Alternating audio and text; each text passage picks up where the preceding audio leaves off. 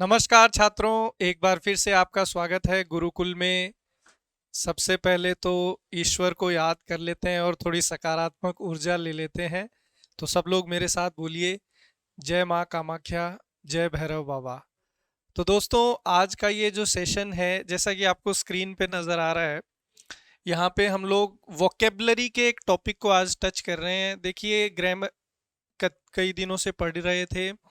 English language जो है, इसमें दो तीन सेगमेंट होते हैं, ग्रामर भी है, वोकेबलरी भी है और कॉम्प्रिहेंशन पार्ट भी है। तो अभी जो हमारी कुछ क्लासेस हुई थी वो ग्रामर पे थी, तो मैंने सोचा कि आज एक क्लास हम लोग वोकेबलरी पे भी कर लेते हैं। वोकेबलरी में अलग अलग टॉपिक है। आज का जो हमारा टॉपिक है वो है ईडियम्स एंड फ्रेजेस। हिंदी में अगर इसको कहें तो लोकोक्ति एवं मुहावरे बोलते हैं। थोड़ी बड़ी क्लास है, इसलिए मैराथन क्लास है। और शुरू करेंगे बिना किसी देरी के। तो एमसीक्यूज मेनली करवा रहा हूं आपको, थोड़ी प्रैक्टिस हो जाएगी आपकी। पहला क्वेश्चन आपको स्क्रीन पे नजर आ रहा है। Choose the correct phrase for the word highlighted in bold. यहाँ पर अपने को एक सेंटेंस दिया है और सेंटेंस में एक पार्ट को हाईलाइट किया गया है और अंडरलाइन भी किया गया है और बोल्ड भी किया गया है। तो उसी को अपने को चेक करना है, और वो बेसिकली एक ईडियम है, मुहावरा है। उसका मीनिंग अपने को बताना है चार ऑप्शन में से। कह रहा है, let's try to think outside the box and come up with a new solution to this problem. तो ये कह रहा है कि भाई हम लोग क्या करते हैं, कोशिश करते हैं to think outside the box. तो यहाँ पर ये जो मुहावरा है वो है थिंक आउटसाइड द बॉक्स। इस मुहावरे का अर्थ क्या होता है? तो इसका अर्थ होता है दोस्तों, अलग हटकर सोचना। इस मुहावरे का मीनिंग होता है अलग हटकर सोचना। मतलब कि कोई प्रश्न आया, अब उसका जवाब सोचने की बात चल रही है, तो ज्यादातर लोग परंपरागत तरीके से सोचते हैं। लेकिन बहुत कम ऐसे लोग होते हैं जो अपनी सोच को सामान्य लोगों से अलग रखने की कोशिश करते हैं। तो उस तरीके की सोच को बोला जाता है to think outside the box. ठीक है, अलग हटके सोचने का प्रयास करना। अब यहां पर कौन सा ऑप्शन है जो हमारा आंसर होता है? To consider unconventional and creative solutions. देखिए, कन्वेंशनल का मतलब होता है परंपरागत, परंपरागत। और अनकन्वेंशनल का मतलब हो जाएगा गैर परंपरागत, मतलब जो परंपरा से हटके है। और क्रिएटिव, क्रिएटिव मतलब कि कोई नई चीज क्रिएट करने के हिसाब से सोचा। तो हमें यहाँ ज़्यादा आगे जाने की ज़रूरत नहीं है, पहला ही ऑप्शन हमारा आंसर हो गया है, to consider unconventional and creative solutions. आगे बढ़ते हैं दोस्तों। नेक्स्ट क्वेश्चन जो है हमारी स्क्रीन पे यहाँ पे आ गया है। अगला जो क्वेश्चन है वो कह रहा है, which of the following sentences correctly uses the idiom a slip of the टंग। मुहावरा जो है दोस्तों वो है अ स्लिप ऑफ द टंग। दोस्तों, स्लिप ऑफ द टंग का मतलब होता है जो बोलना चाहते हैं, जो बोलना चाहते हैं उसकी जगह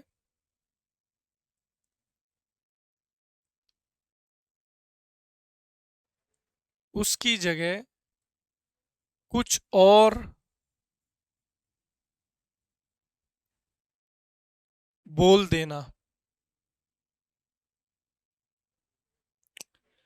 कई बार क्या होता है कि हम बोलना कुछ चाहते हैं और बोल कुछ देते हैं, तो ये जो प्रॉब्लम आ जाती है हमारे सामने, that is known as slip of the tongue. जैसे कई बार स्कूल में टीचर अटेंडेंस लेते हैं। अब लड़के का नाम तो क्या है, रवि, और गलती से बोल क्या दिया, राहुल। तो ये जो चीज हुई, नाम रवि था, बोल क्या दिया, राहुल। तो स्लिप ऑफ द टंग। तो जो बोलना चाहते हैं उसकी जगह कुछ और बोल देना, that is known as slip of the tongue. अब ऑप्शन की तरफ जाएंगे तो यहाँ पर ऑप्शन बी कह रहा है Sneha carefully planned her speech to ensure a slip of the tongue, the chef burned his hand and let out a slip of the tongue, Sunita lost her balance while walking and had a slip of the tongue, Ravi misspoke during the interview, it was just a slip of the tongue. ये सबसे appropriate यहाँ पर होगा option D, क्योंकि कह रहा है कि रवि इंटरव्यू में मिस स्पोक, स्पीक का सेकंड फॉर्म है स्पोक, मिस मतलब यहाँ पर प्रेफिक्स है जो मीनिंग को चेंज कर देगा। मिस स्पोक मतलब गलत बोल दिया इंटरव्यू में। It was just a slip of the टंग, और वो बेसिकली क्या था, स्लिप ऑफ द टंग था कि बोलना कुछ और चाह रहा था, लेकिन आप जानते हैं इंटरव्यू में टेंशन होती है तो बोल कुछ और गया, तो that is known as slip of the tongue. तो ये सेकंड क्वेश्चन का आंसर डी होगा। अगला देखिए, कह रहा है choose the correct meaning of idiom cut the Gordian knot. दोस्तों ये जो मुहावरा है ये काफ़ी एक पॉपुलर मुहावरा है, इम्पॉर्टेंट है एग्जाम पॉइंट ऑफ व्यू से। वैसे तो सारे ही इम्पॉर्टेंट है, लेकिन थोड़ा सा अगर अपन देखें तो एक स्पेशल है। इसका मतलब होता है दोस्तों to solve a difficult problem with force और इसमें थोड़ा ऐड कर सकते हैं फोर्स एंड करेज।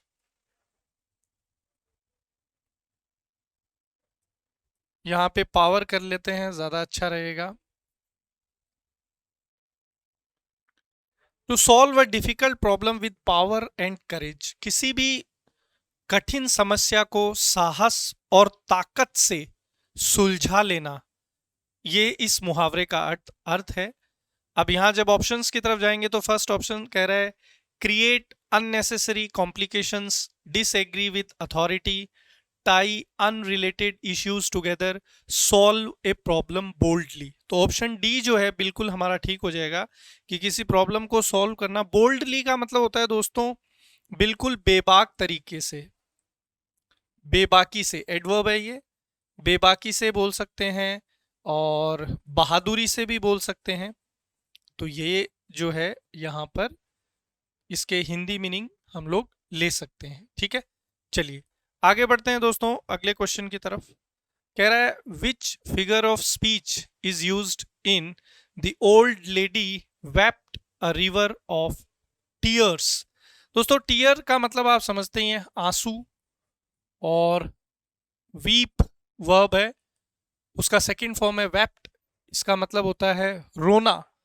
तो सेंटेंस का मीनिंग ये है कि जो बूढ़ी औरत थी वो उसने आंसू की नदियां बहा दी। हिंदी में भी कई बार अपन बोलते हैं ना कि उसने आंसुओं की नदियां बहा दी। अब आंसुओं की नदियां बहाना मतलब क्या, कि बहुत ज्यादा रोना धोना किया, तो कोई बात को बढ़ा चढ़ा के बोला गया है। इसमें जो अपना ईडीएम है वो यहीं से है दोस्तों, wept a river of tears, ये ध्यान रखना थोड़ा सा। तो चार ऑप्शन है यूफेमिज्म, हाइपरबोल, एलिटरेशन, एंटी क्लाइमिक्स। ये चार ऑप्शन में से कौन सा हमारा आंसर होगा। दोस्तों ये थोड़ा अच्छा क्वेश्चन है तो चारों की मीनिंग समझेंगे। दोस्तों यूफेमिज्म का मतलब होता है किसी कठोर बात को, किसी कठोर बात को संयम से बताना, संयम से बताना, कि बात कड़वी है, कठोर है, लेकिन आप उसको थोड़ा संयम से, थोड़ा सा कोमल शब्दों का प्रयोग करके बता रहे हैं। तो दोस्तों that is known as euphemism. जैसे कोई व्यक्ति की मृत्यु हो गई तो डाई का मतलब होता है मरना, तो इसको अपन थोड़ा सा हल्के तरीके से बोल सकते हैं टू पास अवे, कि कोई व्यक्ति जो है उसकी मृत्यु हो गई तो उसके लिए डाई ना बोल के हम वो लोग बोल सकते हैं कि ही और शी पास्ड अवे। तो थोड़ा सा शब्द को अपन ने हल्का सा कोमल किया, इसी चीज को बोला जाता है यूफेमिज्म। तो अपन बोल सकते हैं कि pass away, pass away is a euphemism of die, तो मरने के लिए वर्ब जो है डाई, उसके लिए पास अवे जो है ये क्या हो जाएगा, यूफेमिज्म हो जाएगा, किसी कठोर बात को कोमल मृदु शब्दों से व्यक्त करना। हाइपरबोल का मतलब होता है दोस्तों टू एक्सेजरेट, किसी बात को बढ़ा चढ़ा के प्रस्तुत करना, राई का पहाड़ बनाना, that is known as hyperbole. जैसे इसके लिए एक इडियम है, मैंने लिखा to make a mountain, to make a mountain out of a molehill. ये मुहावरा बहुत सारे एग्जाम्स में पूछा गया है, स्पेशली एसएससी में कई बार पूछा गया है। तो इसका अर्थ होता है कि राई का पहाड़ बनाना, मतलब किसी छोटी बात को बढ़ा चढ़ा के बताना, तो to make a mountain out of a molehill. तो दोस्तों ये जो हाइपरबोल है यही है। तो ये इसने कहा कि वृद्ध महिला ने आंसुओं की नदियां बहा दी, तो मतलब किसी बात को बढ़ा चढ़ा के प्रकट कर रहे हैं, तो ये हमारा आंसर हो जाएगा। दोस्तों एलिट्रेशन का मतलब क्या होता है? दोस्तों एलिट्रेशन का मतलब होता है अनुप्रास अलंकार। अनुप्रास अलंकार हिंदी में इसको बोलते हैं, बेसिकली एक ही लेटर को बार बार प्रोनाउंस करके बोला जाता है और उसमें एक वो समानता आपको नजर आती है। जैसे आपने सुना होगा, चंदू के चाचा ने चंदू की चाची को चांदनी रात में चांदी की चमची से चटनी चटाई। तो जो च शब्द है, ये अक्षर सॉरी बार बार क्या हो रहा है, रिपीट हो रहा है, तो इसी चीज को एलिट्रेशन बोला जाता है, अनुप्रास अलंकार। अगला है anti climax. Anti climax, climax basically क्या होता है दोस्तों? क्लाइमेक्स जो है एक तरीके से एंड या कंक्लूजन, जो निष्कर्ष होता है, चरम सीमा भी हिंदी में बोलते हैं क्लाइमेक्स को। तो एंटी क्लाइमेक्स मतलब जैसे क्लाइमेक्स से जस्ट पहले एक बहुत ऐसा ट्विस्ट जिससे पूरी सिचुएशन चेंज हो जाए, उसको एंटी क्लाइमेक्स बोला जाता है। मतलब जो आप सोच के चल रहे हैं उस विचार को एकदम से अनायास ही बदल दिया जाए फिल्म या ड्रामा में, और पूरी सिचुएशन चेंज हो जाए, तो उसको बोला जाता है एंटी क्लाइमेक्स। जैसे कई बार अपन कोई वेब सीरीज देखते हैं, मूवी देखते हैं, तो हमें लगता है कि यार ये कातिल होगा, लास्ट में पता पड़ता है कि कातिल कोई और है, तो that is known as anticlimax. तो ऑप्शन बी हमारा यहाँ पर बिल्कुल ठीक है। अब हम लोग आगे बढ़ते हैं दोस्तों। अगला क्वेश्चन हमारी स्क्रीन पर कह रहा है choose the correct meaning of the idiom cast pearls before swine. दोस्तों पर्ल्स का मतलब होता है हीरे मोती, और स्वाइन का मतलब होता है सुअर। तो कहने का मतलब है कि आप जो है सुअर के सामने मोती रख रहे हैं, मतलब कोई ऐसा व्यक्ति जिसको किसी कीमती चीज की कदर नहीं है, उसको आप वो चीज दे रहे हो, तो that is known as to cast pearls before swine. Option sell things at very high prices, share secrets with close friends, hide something precious from everyone, give valuable things to undeserving. तो option D हमारा बिल्कुल correct answer हो जाएगा दोस्तों, इसमें कोई दो राय नहीं है, क्योंकि यहाँ पर आप कीमती सामान दे रहे हैं अनडिजर्विंग, जो उसके लायक नहीं है। डिजर्विंग मतलब लायक, अनडिजर्विंग जो नालायक है, लायक नहीं है। तो डी हमारा बिल्कुल ठीक हो जाएगा। अगला question, choose the underline part of the sentence with an appropriate idiom. As the president of a major company, Harshit is used to being the focus of attention. दोस्तों फोकस ऑफ अटेंशन हिंदी में अगर थोड़ा इसका मीनिंग मैं लूं, तो इसका meaning है आकर्षण का केंद्र। इसका मीनिंग क्या होगा? आकर्षण का केंद्र, आकर्षण का केंद्र। अब ये जो है फोकस ऑफ अटेंशन, इसके लिए अपने को ईडीएम बतानी है। इस बार ईडीएम ऑप्शन में है।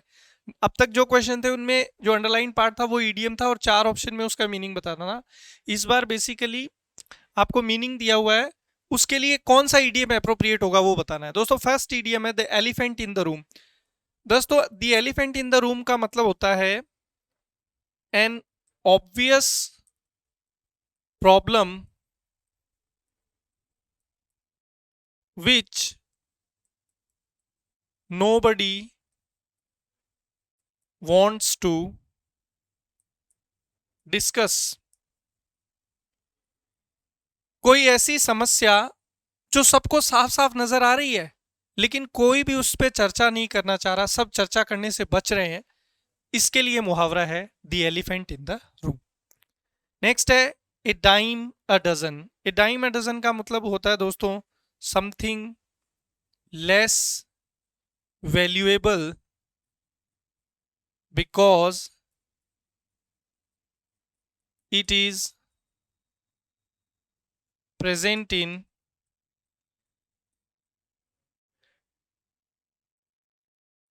abundance।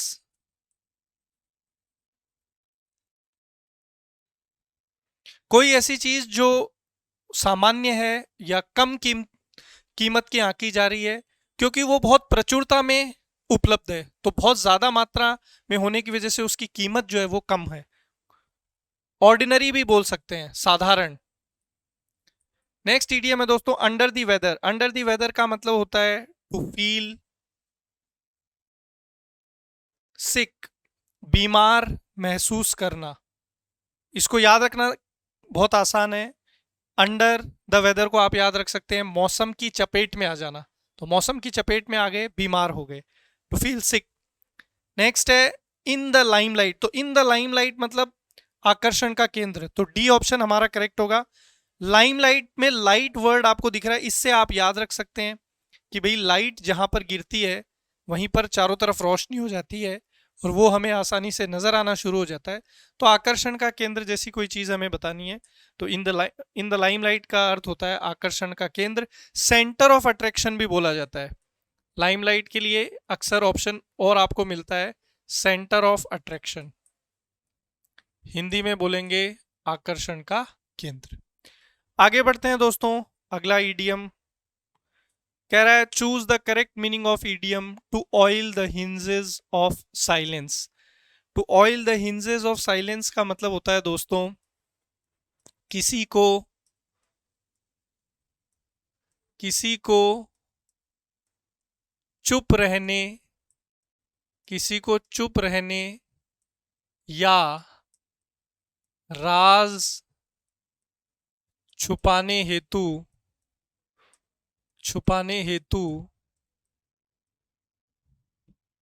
घूस देना। आपको किसी ने कोई गलत काम करते हुए देख लिया या किसी का मर्डर करते हुए देख लिया, चोरी करते हुए देख लिया, अब वो जो गवाह है उसको आपने कुछ पैसा दे दिया कि भाई मैंने 50 लाख लूटे थे, 20 लाख तू ले ले, 30 में रख लेता हूँ, किसी को कुछ बताने की जरूरत नहीं है। तो उसके लिए बोला जाता है to oil the hinges of silence. किसी को चुप रहने के लिए या कोई राज छिपाने के लिए दिया गया पैसा या घूस। तो इसके लिए to bribe someone, bribe basically घूस के लिए बोला जाता है। तो to bribe someone to remain quiet, option A जो है ये हमारा बिल्कुल करेक्ट आंसर है, इसमें कोई दो राय नहीं है। अगला क्वेश्चन दोस्तों कह रहा है what does the idiom go the extra mile mean. दोस्तों आपको यहां पर एक वर्ड दिख रहा है माइल, ये बेसिकली डिस्टेंस की यूनिट है। इस चीज को आप सब लोग आराम से समझते हैं, दूरी मापने की इकाई है। तो गो जाना, एक्स्ट्रा मतलब अतिरिक्त, कि भाई आपको कहा गया कि आपको 100 किलोमीटर चलना है, उसके बाद में आपका डेस्टिनेशन आ जाएगा। लेकिन अब 100 किलोमीटर के बाद हमारी मंजिल नहीं आ रही, अब हमें और ज्यादा आगे बढ़ना पड़ रहा है और काम करना पड़ रहा है और फिर जाके हमें हमारा डेस्टिनेशन मिल रहा है। तो गो दी एक्स्ट्रा माइल मतलब अतिरिक्त मेहनत करना, अतिरिक्त ऊर्जा लगाना, अतिरिक्त कार्य करना, that is known as go the extra mile.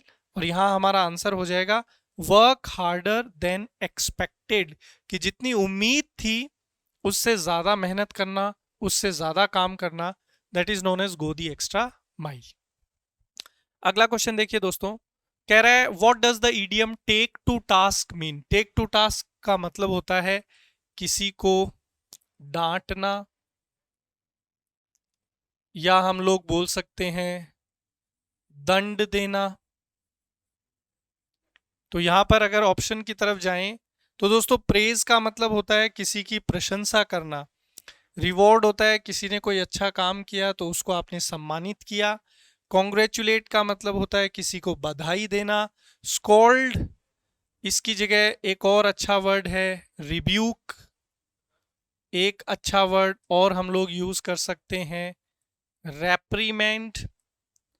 दोस्तों ये सारे जो शब्द हैं इनका अर्थ होता है किसी को डांटना, फटकारना, दंडित करना।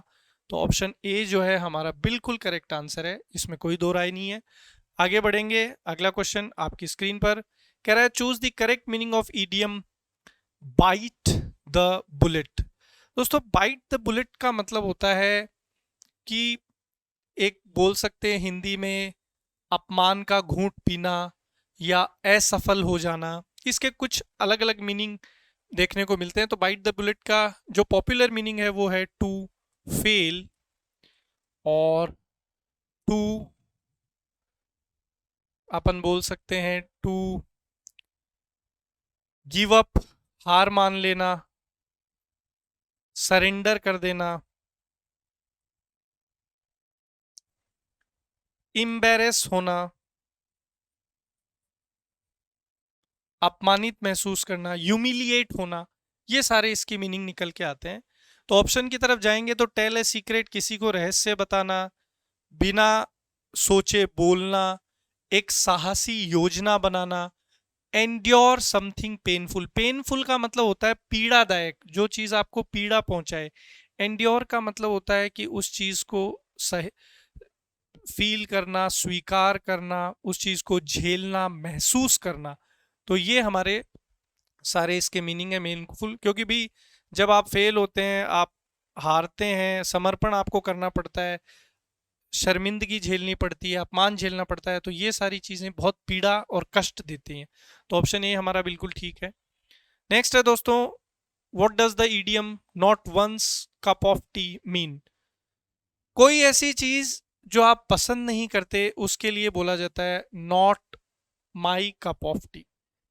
जैसे आपको क्रिकेट खेलना पसंद नहीं है तो आप कहेंगे to play cricket is not my cup of tea. आपको गाना गाना पसंद नहीं है तो आपने कहा to sing is not my cup of T.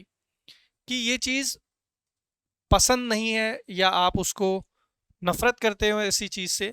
Impossible, असंभव, बहुत आसान। समथिंग जो आपको डिसलाइक, पसंद नहीं है। समथिंग इंजॉयबल, जिसका आप आनंद उठाते हैं। तो यहां पर समथिंग डिसलाइक्ड हो जाएगा, ऑप्शन सी।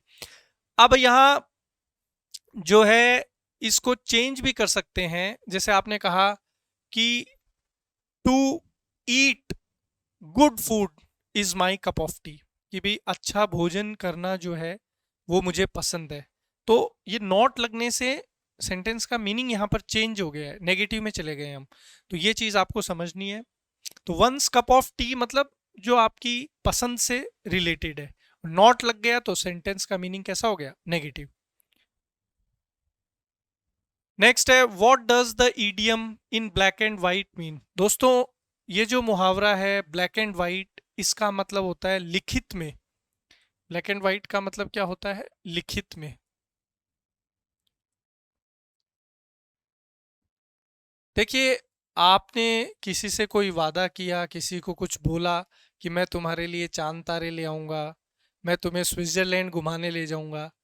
तो इन बातों को अगर आप नहीं निभाते हैं आगे जाके तो कोई दिक्कत नहीं है, कोई आपको सजा नहीं होगी। लेकिन अगर आपने किसी को कुछ लिख के दे दिया तो उस बिना पे सामने वाला कोर्ट जा सकता है। इसलिए कही हुई बात की कोई कीमत नहीं है, लेकिन लिखी हुई बात की कीमत है। इसीलिए जब भी कहीं पे कोई बात सामने वाला कहता है तो अपन कहते हैं कि लिख के दो, तो वो लिखने से बचेगा, क्योंकि अगर लिख दिया तो करना पड़ेगा। तो इसलिए इन ब्लैक एंड व्हाइट का मतलब होता है लिखित में। तो यहाँ हो जाएगा ऑफिशियली इन राइटिंग, मतलब आधिकारिक तौर से लिखित में कोई चीज आपको दे दी गई। आगे बढ़ते हैं दोस्तों, अगला इडियम कह रहा है to have the last laugh. To have the last laugh का मतलब होता है दोस्तों अंततः विजय प्राप्त करना। क्या मीनिंग होता है, अंततः विजय प्राप्त करना। क्रिकेट आप सब लोग देखते हैं तो क्रिकेट से एक एग्जांपल रिलेट करते हैं। सचिन को बॉलिंग कर रहा है शोएब अख्तर। अब सचिन तेंदुलकर ने पहली बॉल पे शोएब अख्तर को मारा छक्का, दूसरी बॉल पे फिर छक्का, तीसरी बॉल पे फिर चौका, चौथी बॉल पे फिर चौका, पांचवी बॉल पे फिर छक्का। अब जब शोएब अख्तर ने छठी बॉल डाली तो सचिन तेंदुलकर का मिडिल स्टंप उखड़ गया। तो who had the last laugh? Shoaib Akhtar had the last laugh. कि भी 3-4 छक्के चौके तो पड़े, लेकिन अंत में किसका विकेट ले लिया? सचिन का।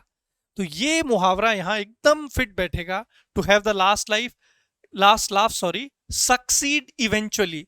अंततः मतलब आपने एग्जाम दिया, फेल हो गए, फिर एग्जाम दिया, फिर फेल हो गए, लेकिन थर्ड टाइम आपने टॉप कर दिया, तो you had the last laugh, not the exam. कि भी आपने अंत में सफलता प्राप्त कर ली, तो सक्सीड इवेंचुअली। ठीक है, गिरते पड़ते अंत में जिसकी विजय हुई, तो वो सारे नुकसान जो है वो साइड हो जाते हैं। तो ऑप्शन ए बिल्कुल ठीक है। अगला क्वेश्चन कह रहा है what does the idiom give someone a cold shoulder mean?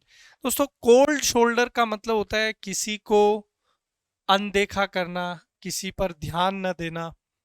तो इसको अपन हिंदी में बोल सकते हैं अनदेखा करना, ध्यान न देना। तो अनदेखा करना, ध्यान न देना, इसको अपन क्या बोल सकते हैं? इग्नोर बोल सकते हैं, अवॉइड बोल सकते हैं। दोस्तों, प्रेज का मतलब होता है प्रशंसा करना। ट्रीट वार्मली का मतलब होता है किसी का बहुत गर्मजोशी से स्वागत करना।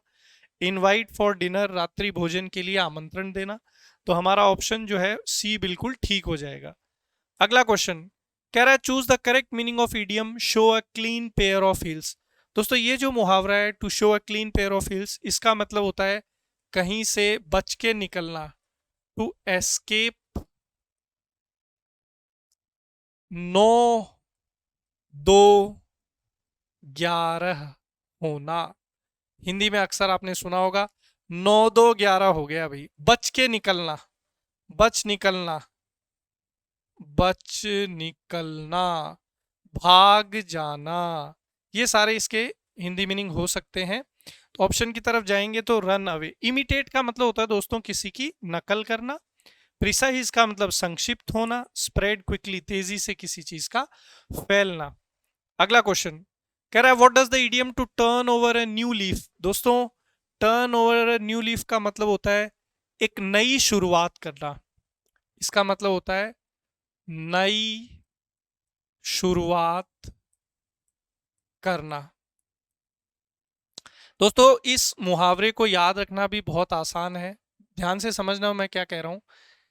देखो, पतझड़ आता है, सारी पत्तियां गिर जाती है, फिर बसंत ऋतु आती है, फिर से नई पत्तियां जो है वृक्ष पे आने लगती हैं।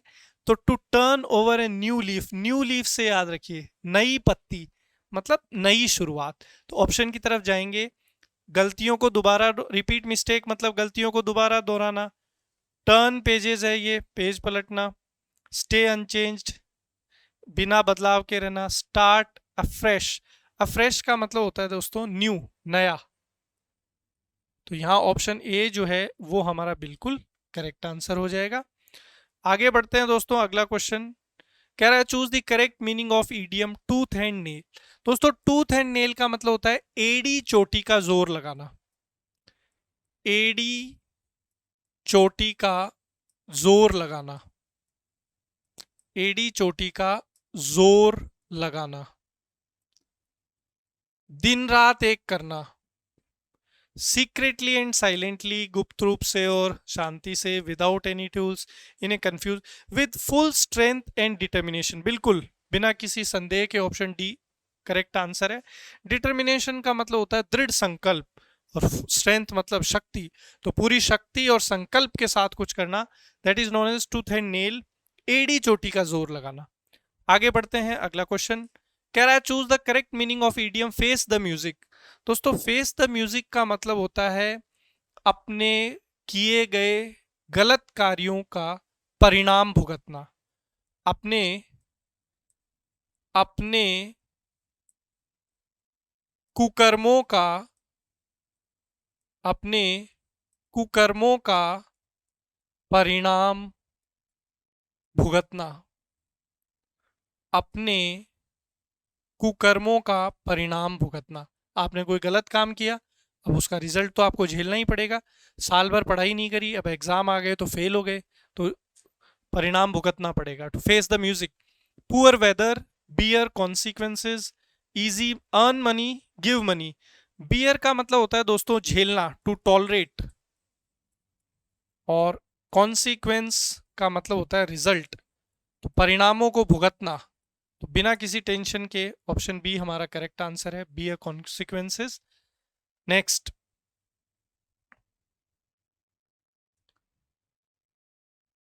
नेक्स्ट है what does the idiom face the music mean. दोस्तों फेस द म्यूजिक का मतलब अपने कुकर्मों का रिजल्ट झेलना। अब कुकर्मों का जब रिजल्ट झेल रहे हैं तो गलत काम अगर किया है तो कोई अच्छी चीजें तो फेस करेंगे नहीं, परेशानियां ही झेलनी पड़ेगी। तो रन अवे मतलब भाग जाना, कन्फ्रंट का मतलब होता है किसी चीज का सामना करना, और डिफिकल्टी मतलब कठिनाई। तो यहां पर बी ऑप्शन हमारा बिल्कुल ठीक हो जाएगा, कठिनाइयों का सामना करना। हाइड फीलिंग्स अपनी भावनाओं को छुपाना।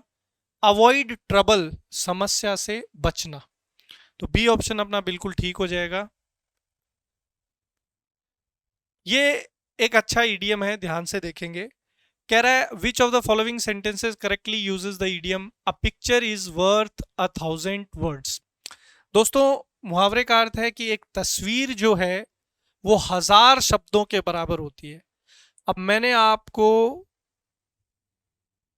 दुनिया भर की कहानी सुना दी, ये है वो है फलाना है ढिमकाना है, भगवान ऐसे हैं भगवान वैसे हैं, एक मैंने लाके आपको श्री कृष्ण की तस्वीर दिखा दी, तो वो जितनी भी मैंने उनका वर्णन किया व्याख्या किया वो एक तरफ, और भगवान कृष्ण की वो जो तस्वीर है वो एक तरफ। तो एक जो तस्वीर है वो हजारों शब्दों की पूर्ति कर सकती है, ये इस मुहावरे का अर्थ है।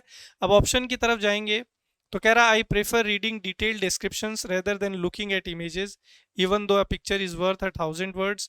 The beautiful photograph captured the tragedy so well that no words were needed. Truly, a picture is worth 1000 words. Since he could not take a picture, he decided to write a long paragraph as a picture is worth 1000 words. He described the entire scene in detail because a picture is worth 1000 words. तो यहाँ पर B option बिल्कुल ठीक होगा कि खूबसूरत photograph जो capture की थी उसने ट्रेजिडी, ट्रेजिडी का मतलब होता है दोस्तों दुर्घटना, तो दुर्घटना को इतनी अच्छी तरीके से जो है उसने पूरा बताया, और इसके लिए कोई शब्दों की आवश्यकता नहीं थी। तो कह सकते हैं कि ये पिक्चर जो है इज वर्थ 1000 वर्ड्स। तो ऑप्शन बी बिल्कुल यहाँ पर ठीक है कि उस दुर्घटना का इतना बढ़िया वर्णन किया था उस तस्वीर ने कि हजारों शब्द भी कम थे उसके आगे। तो इस मुहावरे का बिल्कुल सही इस्तेमाल यहाँ पर देखने को मिल रहा है। आगे बढ़ते हैं दोस्तों, अगला क्वेश्चन कह रहा है what does the idiom spill the beans mean. दोस्तों स्पिल द बीन्स का मतलब होता है रहस्य उजागर करना, रहस्य उजागर करना। दोस्तों इसके लिए एक और इडियम हम लोग यूज करते हैं, throw up cards. Throw up cards का भी मतलब क्या होता है, रहस्य उजागर कर देना, पर्दाफाश कर देना। ऑप्शन की तरफ वेस्ट फूड, भोजन खराब करना, तथ्य को छिपाना। रिवील का मतलब होता है उजागर करना, सी मतलब राज। तो यहाँ पर ऑप्शन सी बिल्कुल ठीक है। लूज पेशेंस मतलब धैर्य को खोना। तो ऑप्शन सी बिल्कुल ठीक है, रहस्य को उजागर करना। अगला क्वेश्चन है what does the idiom steel someone's thunder mean. दोस्तों स्टील समवन थंडर का मतलब है कि किसी दूसरे के द्वारा किए गए कार्य की वाहवाही लूटना। क्या बोलेंगे, किसी दूसरे के द्वारा, किसी दूसरे के द्वारा किए गए कार्य की वाहवाही लूटना। तो यहां पर हो जाएगा to take credit for their work, किसी दूसरे के काम की क्रेडिट यानी उसमें से जो उसकी अच्छाई है या उसकी जो वाहवाही है, उसका जो फायदा है वो ले लेना। मॉक का मतलब होता है मजाक उड़ाना, सहायता करना, इग्नोर अनदेखा करना। तो ऑप्शन बी बिल्कुल ठीक है। अगला what is the best meaning of compound in the sentence? Changes that seem small and unimportant at first will compound into remarkable results if you are willing to stick with them for years. दोस्तों compound का मतलब क्या होता है? Compound आपने maths में सुना होगा, एक होता है सिंपल इंटरेस्ट और एक होता है कंपाउंड इंटरेस्ट। दोस्तों कंपाउंड का मतलब होता है जो चीज जुड़ जुड़ कर बड़ी हो जाए, इकट्ठा करना किसी चीज को या जोड़ कर किसी चीज को बड़ा करना, उसको हम लोग कंपाउंड बोलते हैं। साइंस में भी ये टर्म काफी यूज होता है। जैसे हाइड्रोजन और ऑक्सीजन मिलकर H2O बनाते हैं, वाटर, तो वाटर एक कंपाउंड है। तो मतलब चीजें जुड़कर एक नई चीज बने तो उस चीज को कंपाउंड बोला जाता है। तो यहाँ पर कंपाउंड का मतलब हो जाएगा कि चीजों का जुड़कर बड़ा होना, चीजों का जुड़कर बड़ा होना। कौन सा ऑप्शन यहां ठीक हो सकता है? टू डिक्रीज ग्रेजुअली, धीरे धीरे किसी चीज का कम होना। टू मिक्स डिफरेंट एलिमेंट्स, अलग अलग चीजों को मिलाना। To accumulate and grow over time. Accumulate का मतलब होता है दोस्तों इकट्ठा करना। तो ये कह रहा है टू अक्यूमुलेट, चीजों को इकट्ठा करना, एंड ग्रो ओवर टाइम, और समय के साथ वो चीज क्या होती है? ग्रो होती है, बढ़ती है। तो उस चीज को कंपाउंड बोला जा सकता है। तो बिल्कुल बोला जा सकता है। चक्रवर्ती ब्याज में यही तो होता है कंपाउंड वर्ड में, कि वो अलग अलग सालों के वो जुड़ करके और बढ़ते जाते हैं। टू रिमेन कांस्टेंट मतलब किसी चीज का स्थिर रहना। तो ऑप्शन सी हमारा बिल्कुल करेक्ट आंसर है। अगला क्वेश्चन देखिए दोस्तों, what does the idiom turn a deaf ear mean? दोस्तों डम एंड डेफ, बेसिकली डेफ जो शब्द है इसका मतलब होता है बहरा। तो टर्न ए डेफ ईयर का मतलब हो जाएगा कि आप किसी की बात को अनसुना करना, किसी की बात को अनसुना करना, किसी की बात को अनसुना करना। अब आपसे कोई चीज कोई बोल रहा है लेकिन आप जो है बहरे बन के बैठ गए हो। जैसे आपका दोस्त आपसे उधार मांग रहा है तो अक्सर आप क्या हो जाते हैं? U turn a deaf ear, आप एकदम बहरे जैसे हो जाते हो, सुनने को भी अनसुना कर देते हो कि भी मुझे नहीं पता, मेरे पास कोई पैसा नहीं है। तो कौन सा ऑप्शन हो जाएगा? इग्नोर एडवाइस, किसी की सलाह को इग्नोर कर देना, अनदेखा कर देना, ध्यान नहीं देना। आर्ग्यू, तर्क वितर्क करना। लिसन केयरफुली, ध्यान से सुनना। रिप्लाई एंग्रीली, गुस्से में किसी का जवाब देना। तो इग्नोर यहां पर बैठ जाएगा, क्योंकि इग्नोर का भी मतलब होता है किसी चीज को अनदेखा करना। Next, what does the idiom pull someone's leg? दोस्तों हिंदी में आपने अक्सर सुना होगा, पुल का मतलब है खींचना, समवन मतलब किसी, लेग मतलब टांग। तो हिंदी में भी तो अक्सर अपन बोलते हैं ना कि भाई ज्यादा टांग ना खींचो। तो टांग खींचना मतलब किसी का मजाक उड़ाना, टांग खींचना, या फिर और क्या बोल सकते हैं? मजाक उड़ाना। तो कौन सा ऑप्शन हो जाएगा? Joke with them, first option. Praise प्रशंसा करना, एनॉय मतलब किसी को चिढ़ाना, क्रिटिसाइज मतलब किसी की आलोचना करना। ऑप्शन ए बिल्कुल ठीक है। आगे बढ़ते हैं, अगला क्वेश्चन कह रहा है what is the meaning of the proverb don't count your chickens before they hatch? ये भी बहुत बढ़िया ईडियम है। इसका मतलब होता है कि कोई चीज होने से पहले उसके बारे में ज्यादा सोच विचार करने, उसके बारे में ज्यादा सोचना, इस चीज को बोलते हैं to count chickens before they hatch. तो डोंट मतलब नेगेटिव कॉन्टेक्स्ट में। तो ये मुहावरा ये कहना चाह रहा है कि जब तक कार्य संपन्न नहीं हो जाए उससे पहले उसकी बारे में ज्यादा सोच विचार नहीं करना चाहिए। तो इसको अपन याद रखने के हिसाब से कैसे याद रख सकते हैं कि सफल होने से पहले ही, सफल होने से पहले ही स्वयं को सफल मानना, स्वयं को सफल मानना। मतलब कोई कार्य संपन्न हुआ ही नहीं है, सक्सेस मिली नहीं है, लेकिन उससे पहले ही आप सपने लेना शुरू कर दिए कि भाई मैं BMW लाऊंगा, 50 घर बनाऊंगा, ये कर दूंगा, वो कर दूंगा। अरे भाई पहले पैसे तो आने दो। तो first become successful then plan other things. तो ये हो जाएगा don't count your chickens before the hatch. कौन सा ऑप्शन यहाँ सही है? तो ये हो जाएगा option B, don't assume success before it happens. कि भाई सक्सेस मिलने से पहले ही जो है उसकी कल्पना करना या उसके बारे में सोचना जो है, that is known as to count chickens before they hatch. तो ऑप्शन बी बिल्कुल ठीक हो जाएगा। अगला, the phrase a white elephant refers to, white का मतलब क्या होता है? सफेद। साथ साथ मैं आपको इडियम्स याद भी करवा रहा हूं। एलिफेंट का मतलब होता है हाथी, सफेद हाथी। दोस्तों आपने अक्सर देखे होंगे, ज्यादातर जो हाथी हैं वो अपने को ब्लैक कलर के देखने को मिलते हैं। अब सफेद हाथी किसके पास था? इंद्र के पास था।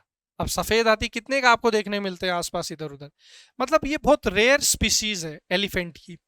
तो सफेद हाथी मतलब ऐसी चीज जो पहली बात तो बहुत कीमती है, और अगर मिल भी गया तो हाथी पालना कोई हंसी खेल थोड़ी है।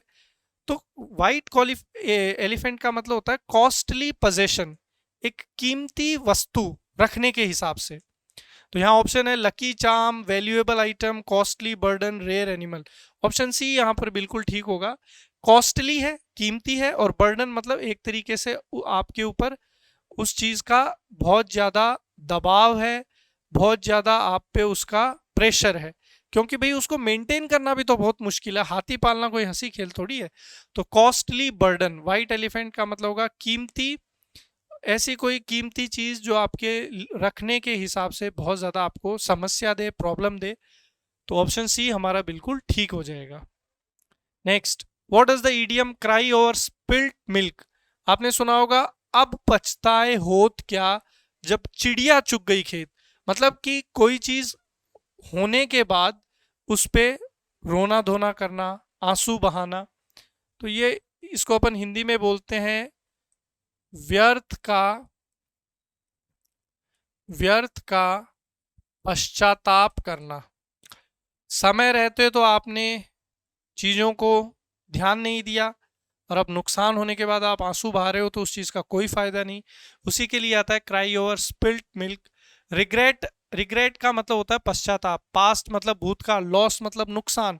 तो किसी भूतकाल के नुकसान पे पश्चाताप, तो पहला ही ऑप्शन हमारा आंसर हो जाएगा, रिग्रेट अ पास्ट लॉस। अगला क्वेश्चन देखिए, what does the idiom to leave no stone unturned mean? दोस्तों, to leave no stone unturned ये प्राचीन एक कहानी से है कि किसी को कहीं पे खजाना छुपाया था, तो वो खजाना ढूंढने के लिए लोग गए थे। तो जो उनका कमांडर था उसका आदेश था कि भी एक एक पत्थर को पलट के देखना, टर्न करके देखना, कहीं ऐसा नहीं हो कि किसी पत्थर के नीचे खजाना हो। तो ये मुहावरा वहीं से बना है, to leave no stone unturned मतलब भरसक प्रयास करना, भरपूर मेहनत करना, 100% एफर्ट्स डालना कि कोई भी चीज मिस नहीं हो जाए जिससे नुकसान हो जाए। कौन सा option? Search thoroughly, avoid effort, relax completely, ignore issues. Option A बिल्कुल ठीक हो जाएगा, सर्च थॉरोली, पूर्ण प्रयास करना। तो to leave no stone unturned का मतलब होगा टू पुट,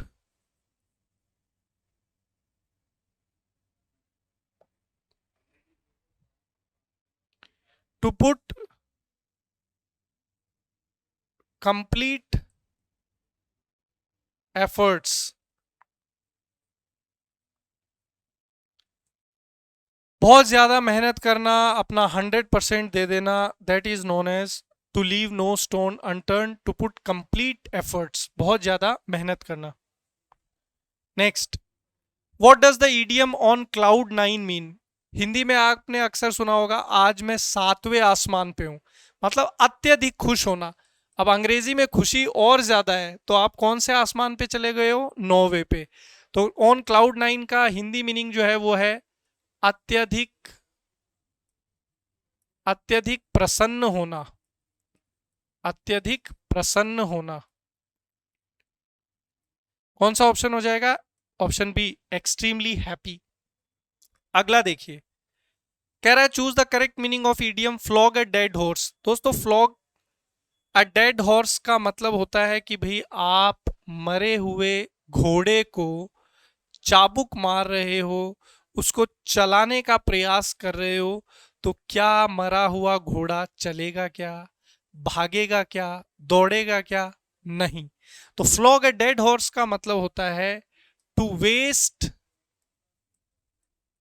वंस एफर्ट्स, अपने जो मेहनत है उसको जाया करना, मेहनत बर्बाद मेहनत बर्बाद करना, व्यर्थ के कार्य में समय नष्ट करना, व्यर्थ में समय नष्ट करना, ये सारे इसके हिंदी मीनिंग हैं। अगर अपन चलें इधर तो बीट एन ओपोनेंट अनफेयरली, अपने किसी विरोधी को गलत तरीके से हरा देना, रिपीट ए सेटल्ड आर्ग्यूमेंट, किसी आर्ग्यूमेंट को जो बात हो गई उसको रिपीट करना, चेस एन इम्पॉसिबल गोल, असंभव लक्ष्य के पीछे जो है लगे रहना, उसका पीछा करना, waste time on a lost cause, अपना समय बर्बाद करना, ऑन अ लॉस्ट कोज, कोई ऐसी चीज जो खो चुकी है उस चीज पर अपना जो है समय बर्बाद करना। तो यहां पर ऑप्शन डी हमारा बिल्कुल ठीक हो जाएगा, waste time on a lost cause, कि जो चीज हो हो गई है या खत्म हो चुकी है उसके ऊपर अपना समय जो है बर्बाद करना। तो ऑप्शन डी जो है यहां पर बिल्कुल ठीक हो जाएगा। आगे बढ़ते हैं दोस्तों, अगला question, what does the idiom barking up the wrong tree means. दोस्तों barking up the wrong tree जो मुहावरा है, इसके यहाँ पर दो मीनिंग मेनली निकलते हैं। पहला तो है किसी पर गलत आरोप लगाना, एक है आपका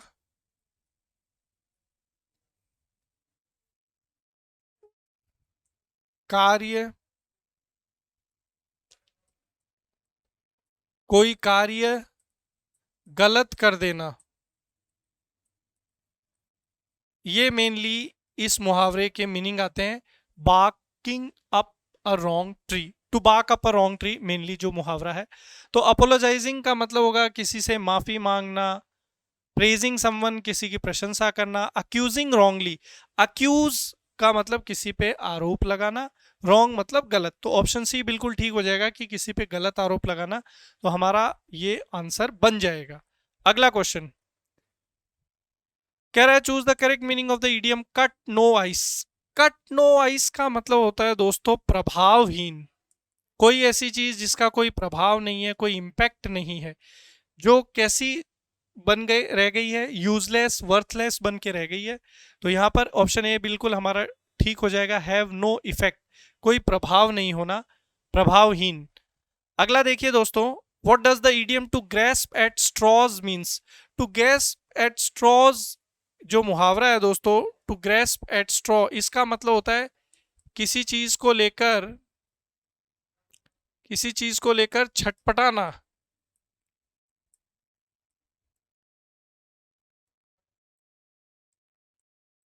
कोई काम बस करने को लेकर या किसी चीज को प्राप्त करने को लेकर बिल्कुल आप एकदम छटपटा रहे हो, अस्थिर हो गए हो, तो that is known as to grasp at straw.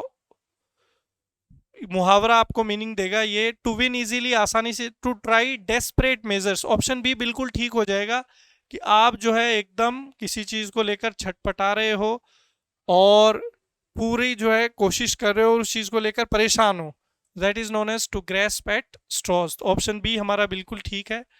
आगे बढ़ते हैं दोस्तों, कह रहा है what does the idiom throw in the towel mean. दोस्तों थ्रो इन द टॉवेल का मतलब होता है आत्मसमर्पण। आपने बॉक्सिंग वगैरह के, रेसलिंग वगैरह के मैचेस देखे होंगे, तो उसमें दोस्तों उनका एक साइड होता है रिंग के अंदर, वहां जाते हैं वो, बीच में पानी वानी पीते हैं, जो ब्रेक होता है राउंड्स के बीच में टॉवल से उनको जो है पहुंचते भी हैं उनके कोचेस वगैरह। तो थ्रो द टॉवल का मतलब कई बार वो टॉवल वहां से कोच या वो जो कंटेंडर होता है वो खड़े होकर गिरा देता है कि भाई मैं हार मान चुका हूँ, सरेंडर कर चुका हूँ। तो यही मुहावरा है, तो यहाँ पर गिव अप, ऑप्शन बी जो है बिल्कुल करेक्ट हो जाएगा। दोस्तों बोस्ट का मतलब होता है डींगे हाँकना, बड़ी बड़ी फेंकना, लंबी लंबी फेंकना। वर्क हार्डर मेहनत और ज्यादा मेहनत करना। स्टार्ट अफ्रेश का मतलब होता है नई शुरुआत। तो ऑप्शन बी हमारा बिल्कुल ठीक है। आगे बढ़ते हैं, अगला क्वेश्चन ये कह रहा है the figure of speech used in I wandered lonely as a cloud. दोस्तों ये भी बड़ा जबरदस्त क्वेश्चन है। वेंडर का मतलब होता है इधर उधर भटकना, लोनली मतलब अकेला, और एज अ क्लाउड मतलब बादल। तो ये कह रहा है कि बादल की तरह इधर उधर भटकना, मतलब हम लोग क्या कर रहे हैं, समानता या सादृश्यता दर्शाने का प्रयास कर रहे हैं दोस्तों। इस चीज को बोला जाता है सिमिली। दोस्तों इसमें देखिए यहाँ पर एक वर्ड आया है एज, तो जब भी एज या लाइक इस तरीके के वर्ड आ जाए तो वहां पर हम लोग सिमिली उपयोग लेते हैं। जैसे मैंने कहा एज वाइट एज स्नो, तो इसका अर्थ हो गया बर्फ की तरह सफेद। तो समानता दिखाने की कोशिश कर रहे हैं। हाइपरबोल का मैंने आपको पहले भी एक क्वेश्चन में बताया था, इसका मतलब है टू एग्जेजरेट, यानी किसी चीज को बढ़ा चढ़ाकर प्रकट करना या बताना। दोस्तों मेटाफर का अर्थ होता है रूपक। मेटाफर का अर्थ क्या होता है दोस्तों, रूपक। ये एक तरीके से अलंकार है। मेटाफर में होता है दोस्तों किसी चीज को रिलेट करके बताने की कोशिश करना। जैसे मैंने कहा कि उसका मन सागर की तरह विशाल है। अब मन सागर की तरह विशाल होने का मतलब ये नहीं है कि मन सागर है। जिस तरीके से सागर बहुत विशालता अपने अंदर समाये हुआ होता है, वैसे ही मन के अंदर बहुत सारी चीजें होती है। तो ये इस तरीके की उसकी रिलेट करने की कोशिश करी अपन ने, तो उसको अपन बोलते हैं मेटाफर। जैसे मैं एक एग्जांपल और देता हूं आपको, परीक्षा जानलेवा थी। अब परीक्षा ऐसा नहीं है कि जान ले ली, परीक्षा जानलेवा का मतलब यहाँ की परीक्षा जो है वो कठिन थी, डिफिकल्ट थी। तो इस तरीके के जो सेंटेंसेस है ये इनको अपन मेटाफर बोलते हैं। अगला है पर्सोनिफिकेशन। दोस्तों पर्सोनिफिकेशन का मतलब होता है मानवीकरण।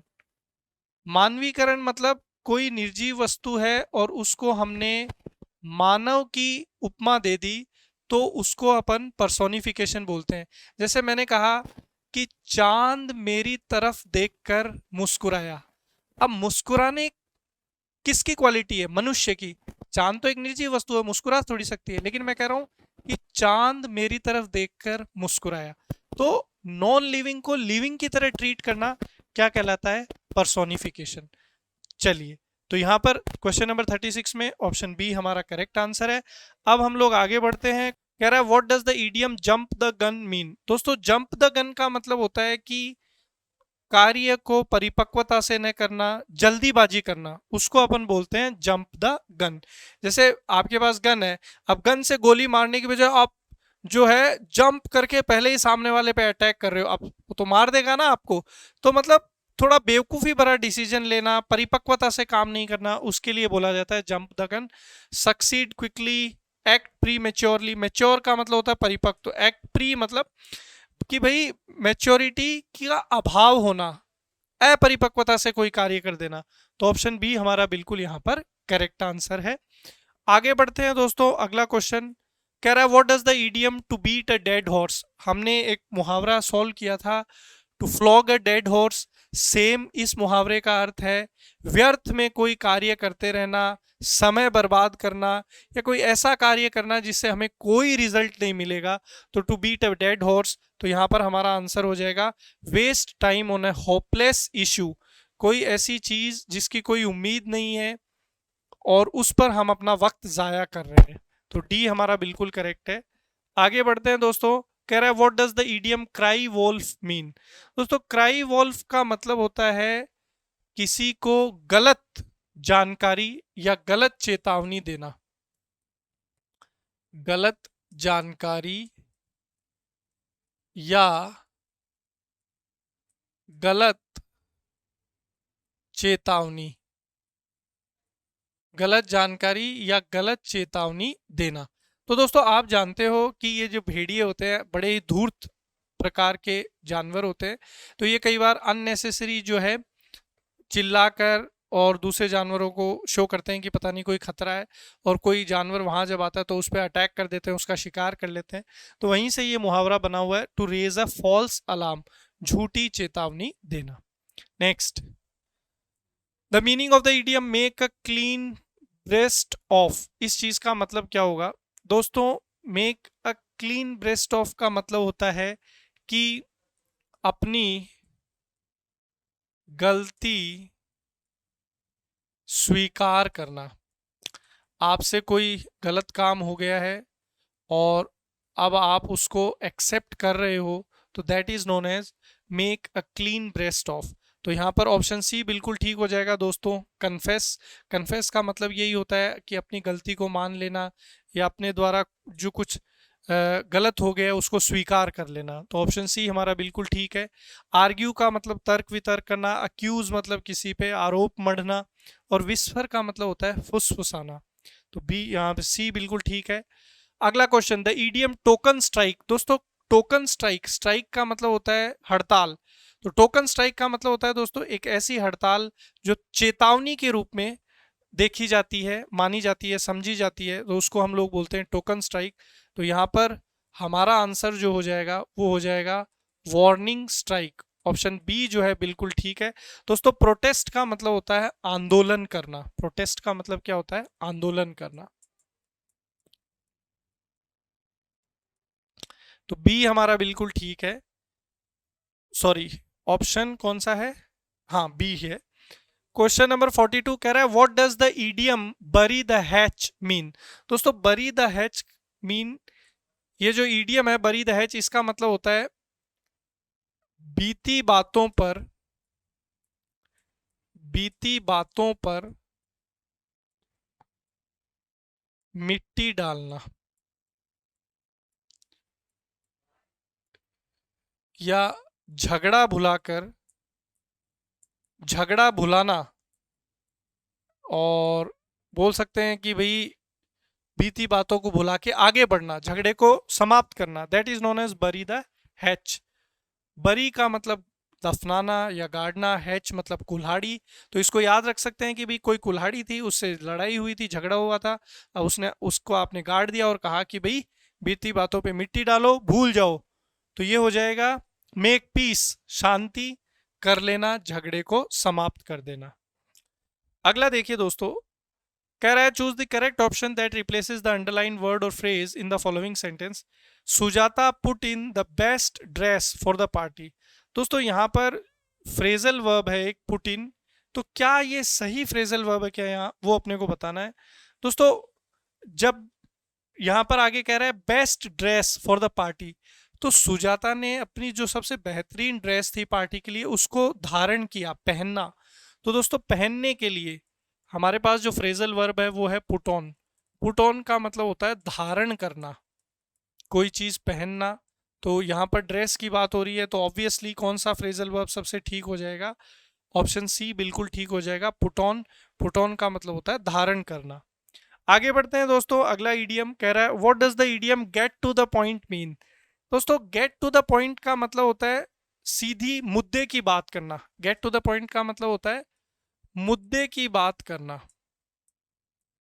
बातों को ज्यादा घुमाना फिराना नहीं, और जो इंपॉर्टेंट है उस चीज पर बात करना, that is known as get to the point. कौन सा ऑप्शन हो जाएगा यहाँ पर? Speak directly. हमने एक और ईडियम कई बार सुना है, उसको भी देख लेते हैं। ईडियम हमने सुना है दोस्तों बीट अराउंड द बुश। ये इससे थोड़ा सा रिलेट कर रहा है इसलिए मैं बता रहा हूं। इसका जो मीनिंग है वो है स्पीक इनडायरेक्टली, मतलब घुमा फिरा के बात करना, that is known as beat around the bush. तो ऑप्शन ए हमारा बिल्कुल ठीक है। अगला कह रहा है what does the idiom jack up the rates means. दोस्तों गाड़ियों में जैक होता है, अक्सर कब इस्तेमाल करते हैं? टायर वगैरह पंचर हो जाता है तो जैक लगाते हैं, उससे गाड़ी थोड़ी ऊपर उठ जाती है और टायर बदल ले लेते हैं इजीली। तो जैकअप का मतलब होता है किसी चीज को ऊपर उठाना। तो यहां से ये जो मुहावरा बना है जैकअप द रेट, रेट मतलब कीमत, कीमत बढ़ाना। तो कौन सा ऑप्शन हो जाएगा? ऑप्शन ए हो जाएगा इंक्रीज प्राइसेस। तो ये छोटी छोटी चीजें जो ट्रिक्स हैं इनको समझिए, याद रखना आपके लिए बहुत ईजी हो जाएगा। आगे बढ़ते हैं, अगला कह रहा है what does the idiom speak your mind mean. देखिए स्पीक मतलब बोलना, माइंड मतलब दिमाग। जो आपके मन में है, जो आपके विचार हैं या जो आपके दिमाग में चीजें आ रही हैं, बेबाकी से उनको प्रकट करना, बिना टेंशन के, बिना किसी भय के उनको बोलना, that is known as speak your mind. तो यहाँ पर आंसर हो जाएगा दोस्तों एक्सप्रेस फ्रैंकली। फ्रैंकली का मतलब होता है बेबाकी से, तो बेबाकी से बिना किसी डर के अपनी बातों को प्रकट करना, that is known as speak one's mind. Silent का मतलब चुप रहना हो जाएगा, लाई झूठ बोलना, गॉसिप मतलब चुगली करना। तो ऑप्शन ए बिल्कुल ठीक है। अगला, what does the idiom clutching at straws means? दोस्तों क्लचिंग एट स्ट्रॉज का मतलब होता है कि आप जो है बिना किसी ठोस बात के और किसी चीज के ऊपर टिके हुए हैं। कोई आपने उम्मीद बना रखी है लेकिन उस उम्मीद का आधार जो है वो शून्य है, तो उसके लिए बोला जाता है clutching at straws. Hoping without reason, laughing loudly, जोर जोर से जो है हंसना, डींगे हाँकना, आसानी से जीतना। ऑप्शन ए बिल्कुल ठीक होगा दोस्तों, होपिंग विदाउट रीजन, मतलब कोई कारण नहीं है उम्मीद का और आप जो है बिना काम के उम्मीद किए जा रहे हो, that is known as clutching at straws. जैसे पाकिस्तान है, सोचता रहता है कि भारत से जीत जाएंगे लेकिन they are hoping without any reason. What does the idiom sit on the fence mean? दोस्तों सिट ऑन द फेंस का मतलब होता है कि आप निर्णय लेने से बच रहे हैं। ठीक है, किसी चीज में आप जो है डिसीजन नहीं ले रहे हैं, बच के निकलने हैं, न्यूट्रल बनने की कोशिश कर रहे हैं, that is known as sit on the fence. तो हमारा आंसर हो जाएगा यहाँ पर ऑप्शन सी, स्टे न्यूट्रल, कि ना इधर ना उधर, अपना पक्ष जो है वो जाहिर नहीं करना। अगला जो है दोस्तों वो है ऑल एट सी, जो अपने को ईडीएम है जिसका मीनिंग बताना है, ऑल एट सी। दोस्तों ऑल एट सी का मतलब होता है कंफ्यूजन,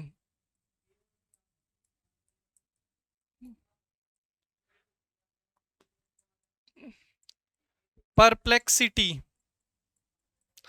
हिंदी में अपन बोलेंगे दुविधा, क्या करें क्या ना करें, इस तरीके की सिचुएशन, उसके लिए आता है ऑल एट सी। तो हमारा यहाँ आंसर हो जाएगा ऑप्शन सी, कंफ्यूज्ड, किसी चीज को लेकर बहुत दुविधा है, जटिलता है। आगे, what is the idiom to go for a song mean? दोस्तों to go for a song का मतलब होता है किसी चीज का बहुत सस्ते दामों पर बिकना। To go for a song का मतलब होता है सस्ते दामों पर बिकना, सस्ते दामों पर बिकना। तो सस्ते दामों पर बिकना कौन सा हो जाएगा? B, expensive. एक्सपेंसिव का मतलब तो महंगा होता है, अनसोल्ड मतलब बिका ही नहीं, सोल्ड चीप मतलब सस्ता। तो ऑप्शन बी बिल्कुल ठीक हो जाएगा कि सस्ते में कोई चीज बिक जाना। अगला देखिए दोस्तों, कह रहा है what does the idiom to bell the cat mean? तो बेल द कैट का मतलब होता है दोस्तों खतरा मोल लेना। क्या मीनिंग होता है इसका? खतरा मोल लेना, रिस्क लेना। इसको याद रखने का तरीका क्या है? बिल्ली सो रही है, उसके पास जाके आप घंटी बजा रहे हो, अब बिल्ली उठेगी तो आपको काटेगी, किस तो नहीं करेगी, तो खतरा मोल ले रहे हो, टेक अ रिस्की इनिशिएटिव। आगे बढ़ते हैं दोस्तों, अगला क्वेश्चन कह रहा है choose the correct meaning of the idiom the gift of the gap. दोस्तों गिफ्ट ऑफ द गैप का मतलब होता है जो बोलने में माहिर हो या जिसके पास बोलने की कला हो, वाक पटुता। गिफ्ट ऑफ द गैप का मतलब होता है वाक पटुता। जैसे अपने वर्तमान प्रधानमंत्री जी मोदी साहब मित्रों मित्रों करके सबको अंदर ले लिया, तो he has gift of the gap. Habit of exaggerating, exaggerating का मतलब होगा बढ़ा चढ़ा के, तो बढ़ा चढ़ा के कहानियां कहने की आदत। Power to make quick decision, जल्दी जल्दी डिसीजन लेने की power. Ability to cook well, अच्छी तरीके से पकाने की क्षमता। Talent for speaking fluently and persuasively. Option D बिल्कुल ठीक है कि आपके पास अच्छा बोलने का टैलेंट है। If you are a good orator, good speaker, then you have definitely gift of the gab. तो ऑप्शन डी बिल्कुल ठीक है। तो दोस्तों इसी के साथ ये अपना जो है लास्ट ईडियम था, तो ये सेशन यहाँ पर समाप्त होने को आ गया है। उम्मीद करता हूँ कि जो भी क्वेश्चंस हमने यहाँ डिस्कस किए हैं आपको अच्छे से समझ में आए हैं। वीडियो को पूरा देखें, एक एक ईडियम इम्पॉर्टेंट है। क्लास अगर आपको अच्छी लगे तो इसको लाइक करें, अपने दोस्तों के साथ शेयर करें, चैनल को काइंडली सब्सक्राइब करें ताकि जो भी क्लासेस आने वाली हैं उनके नोटिफिकेशन आप तक पहुंच जाएं। आप सबसे मुलाकात होगी अगले सेशन में। क्लास देखने के लिए आप सबका बहुत बहुत धन्यवाद। जय हिंद, जय भारत।